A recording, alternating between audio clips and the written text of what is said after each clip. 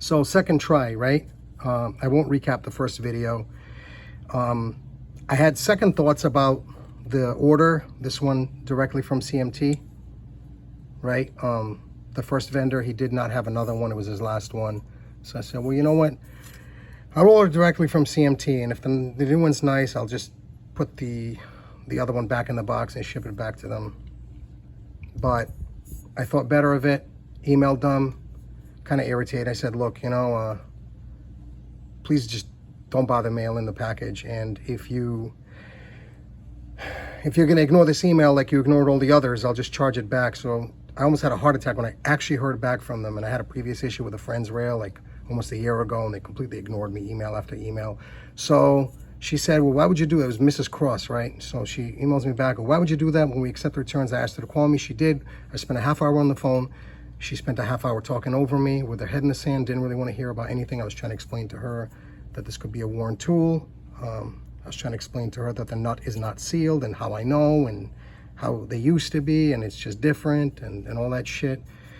But she did say, so it was a terrible conversation, but she did say she'd take care of me, that when I received it, if I did not like it, she would pick one out, she'd make sure I'm happy. And then I got this one, and it's identical in every way. And when I emailed her, very short email saying, hey, I got the replacement, it's identical down to the unsealed nut. She wrote back a very kind of formal and total blow-off email, you know, saying good luck with your future builds and we're sure you'll find something you like. But I'm gonna read an excerpt here just so you understand the caliber of person I'm talking to. I have reviewed the photo of the nut. It's 100% anodized with clear coat. So I spent about 5 minutes explaining to her what the seal was, so that just went in one ear and out the other. The rail must be installed to the upper and torqued to 50 foot-pounds for the nut to expand to the correctness for the barrel. So I'm just talking to a complete idiot. And I want to point out something I noticed on this one.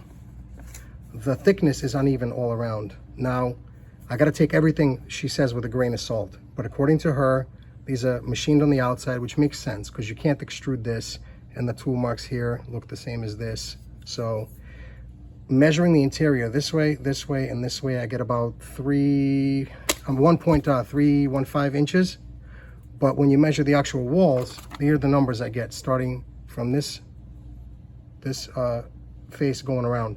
119, 128, 108, 119, 107, 121, and 101. So that's the 101. That's a really thin wall. And this is the thickest wall here.